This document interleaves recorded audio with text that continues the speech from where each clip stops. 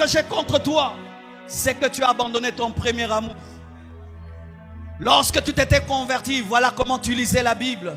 Vois comment est-ce que tu priais. Comment est-ce que tu attendais le jour du culte pour aller à l'église. Maintenant, aller à l'église, il faut qu'on puisse t'appeler. Il faut qu'on puisse te rappeler. Lorsque tu t'es converti, toi-même, tu parlais de Jésus-Christ partout.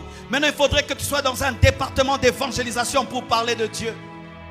Lorsque tu t'étais converti, tu n'arrivais pas à faire un jour avec le péché. Maintenant, tu fais des mois avec le péché. Tu as le sourire. Lorsque tu étais converti, tu pleurais dans la prière. Maintenant, tes yeux sont devenus secs.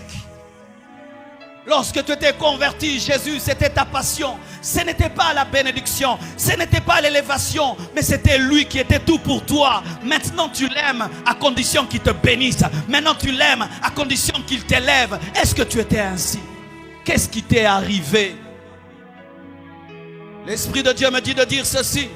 Tu étais venu dans cette université, tu craignais Dieu, tu l'aimais. Maintenant, qu'est-ce qui t'est arrivé? Aujourd'hui, tu te retrouves dans quoi? Tu te retrouves dans l'occultisme, tu te retrouves dans l'impudicité, tu te retrouves dans l'homosexualité, tu te retrouves dans le lesbianisme. Tu étais venu dans cette église, dans cette université. Tu étais un enfant de Dieu rempli de feu. Mais qu'est-ce qui t'est arrivé? Qu'est-ce qui t'est arrivé? Tes amis. Tu commences à aimer tes amis plus que Dieu. Tu commences à aimer ton groupe plus que Dieu. Tu veux faire plaisir à tes amis. Tu étais venu dans cette université avec des robes jusque-là. Maintenant, tu portes quoi, ma soeur? Tu portes quoi maintenant? Tu t'habilles comme une prostituée. Comme une prostituée. Mais quand tu étais venu, tu t'habillais comme un enfant de Dieu. Qu'est-ce qui t'est arrivé? Ce qui t'est arrivé, c'est que tu as perdu ton amour pour Dieu. Et tu as commencé à aimer, c'est que Dieu te donnera le succès dans tes études. C'est maintenant Dieu, le féticheur, qui vient te donner le succès dans tes études. Mais ce n'est plus l'époux.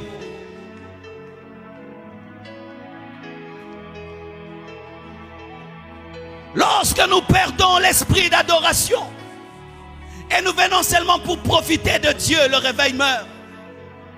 Où il faut maintenant dire aux gens, pour qu'ils fassent quelque chose, Dieu te bénira, Dieu te bénira, Dieu te bénira. Un adorateur n'a pas besoin d'une promesse de bénédiction pour adorer.